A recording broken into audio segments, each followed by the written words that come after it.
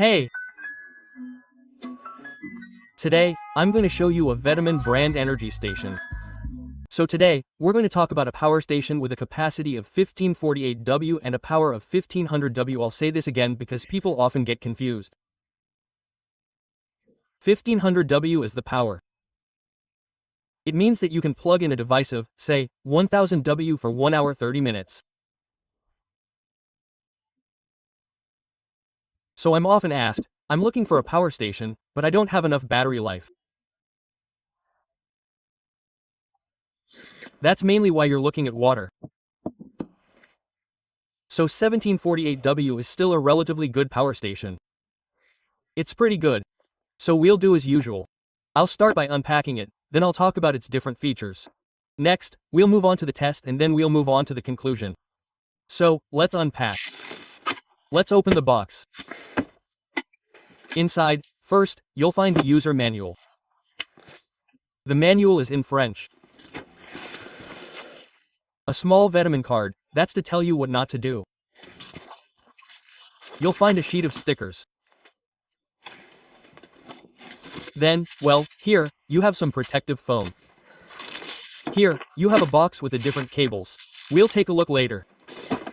And here, you have the power station. So, here, I'm taking it out of the box and showing it to you. So, as luck would have it, I have some in the camper van. It's starting to rain because we've had good weather for several days now. But hey, it's to remind me of the good memories of being in the camper van with the bad weather. Let's continue in the box. We'll start by opening the box and seeing what's inside. So, you have the power cable to charge your power station.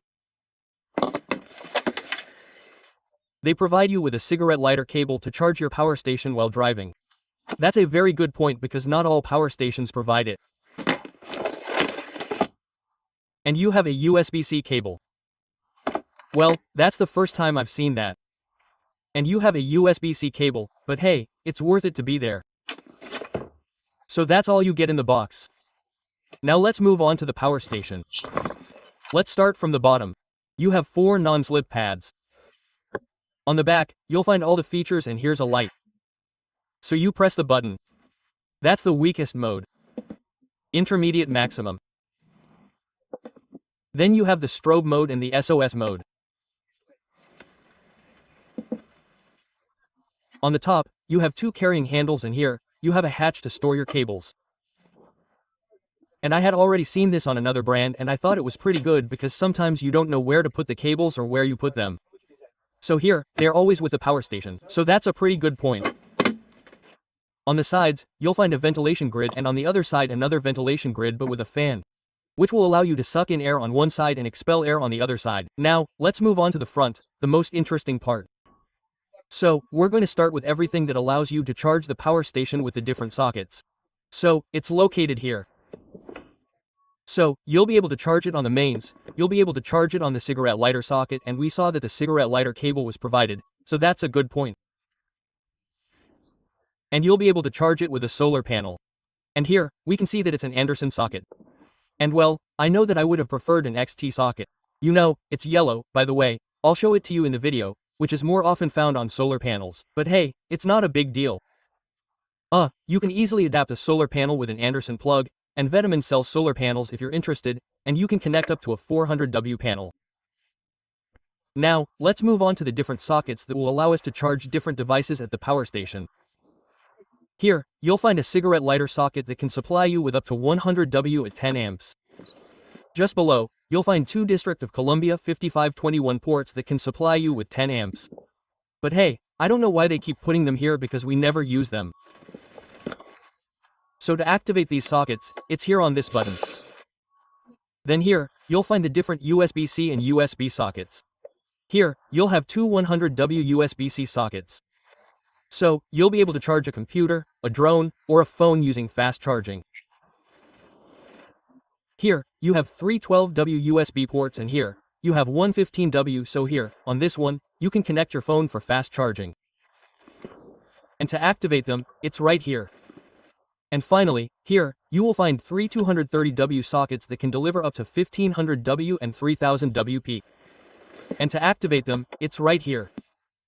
So, that's it for the different sockets and here, I'm seeing that you can add a battery if you want to increase its autonomy. And right there, right next to it, I've never seen that on a power station. It's like a booster in fact. It's like this system here but that you have directly on your power station.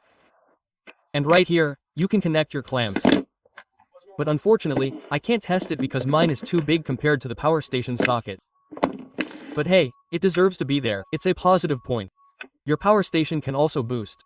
Well, after all, it's still a big booster, but hey, it can always help you out. So, that's it for the presentation part. Now, we're going to move on to the testing part. So here we go, I'm taking you with me.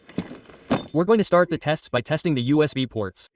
So here, I have a USB-C cable, which will be practical for charging your phone. So here, I'm going to plug it into a USB-C port. I'm going to activate them. And here, you can see that it's fast charging. Now, here, I'm going to test the USB-A ports. So this one, the three here, these are normal charging, not fast charging. But you have this one that should normally be fast charging. Fast charging. So, that's it for the USB sockets. You saw that the two USB-C sockets are fast charging and out of the 4 USB sockets, only one is fast charging. Now, we're going to see what it has to offer because we're going to try to reach the 1500W value, even exceed it because the manufacturer advertises 1500W and 3000W peak. So for that, I'm going to use a fan heater. So it's a 2000W fan heater. In position 1, it's about 1000W and in position 2, it's 2000W so we'll start with position 1. I'll turn on my sockets and turn on the heater. So here we see that we have reached a value of 957W now. I'm going to move to position 2, which is 2000W and here, we see that we have reached a value of 155W so now, it has gone back down to 1500W so, what we can see is that normally the heating should consume about 1900 to 2000W, but here, it only consumes 1500W which means that the energy station does not go into safety mode but rather blocks at 1500W so, we're not going to go any further with the tests, it's pointless. Now we're going to test it in terms of its charge. So what I'm going to do is I'm going to plug it into the mains. So on the mains we see that it's getting 1598W, which is pretty good. Given that the power station is a 1500WH. This means that it will only take 1 hour to recharge your power station on the mains. So that's quite a positive point and in terms of the fan, it's like before, it's satisfactory. And in the meantime, I hope you put some vitamin in your life.